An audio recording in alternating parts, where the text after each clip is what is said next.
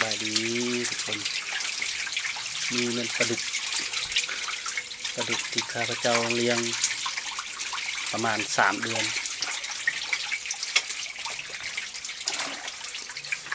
ตอนนี้ที่เอาออกแรงกินตัวใหญ่ตัวน้อย3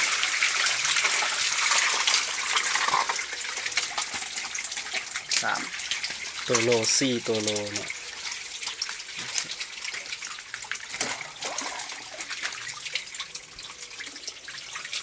เลี้ยงอยู่หลังบ้านมีหลายรุ่นใส่นำกัน3 รุ่นเลยตอนนี้กำลังจะคัดออก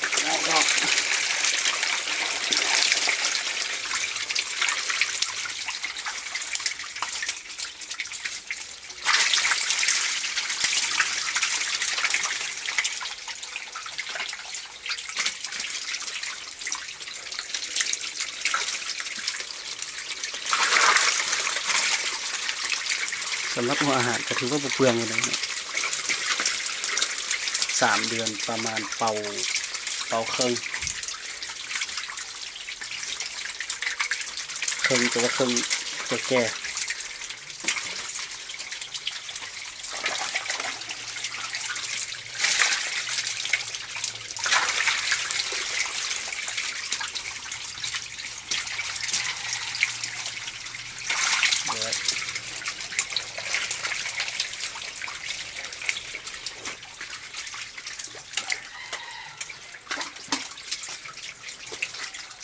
เต็นโอ๊นี่นะท่านผู้ชมนะ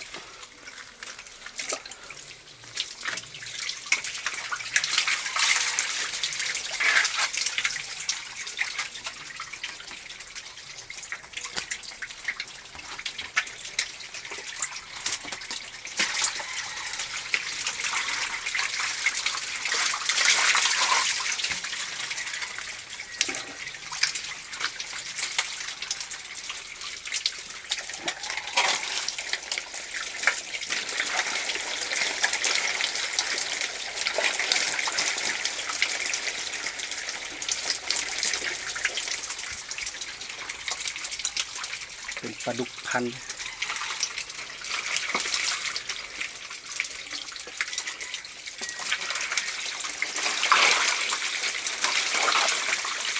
พอดีเลี้ยงที่ช่วงสงกรานต์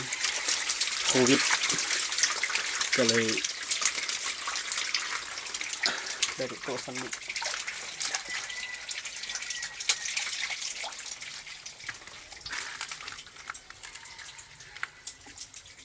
จุดตัวโอ้ออกตัวหนึ่ง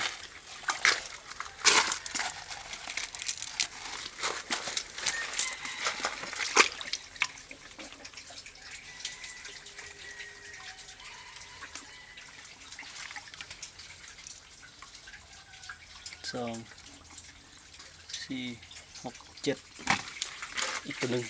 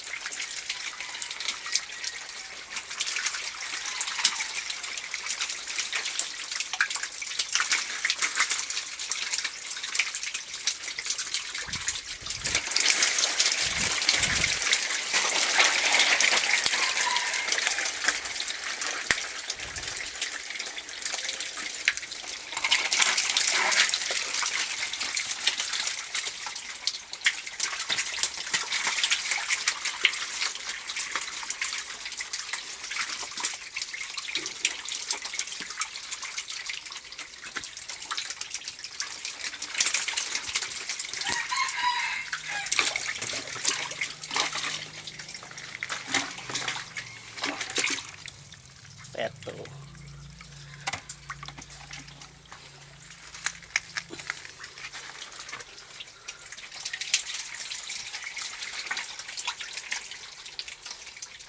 ทั้งหมดอีกประมาณ600 กว่าตัว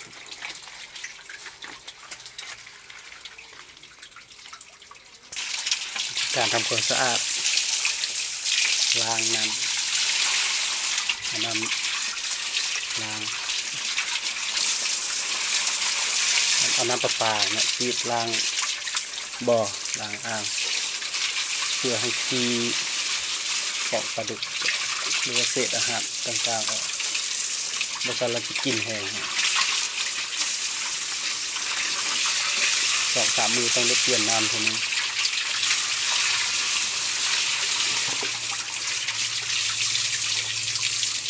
สำหรับข้าพเจ้าเองเนี่ยได้ใส่น้ำประปาเนาะ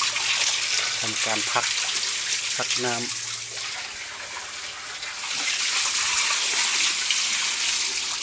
2-3 มือ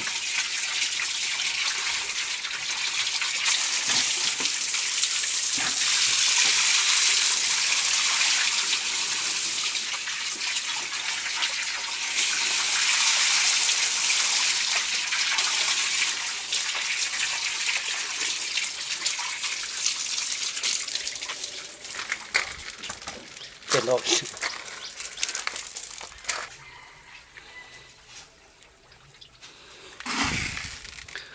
หลังจากล้างอ่างเอาน้ำก็เต็มแล้วก็ได้เวลาให้หัวอาหาร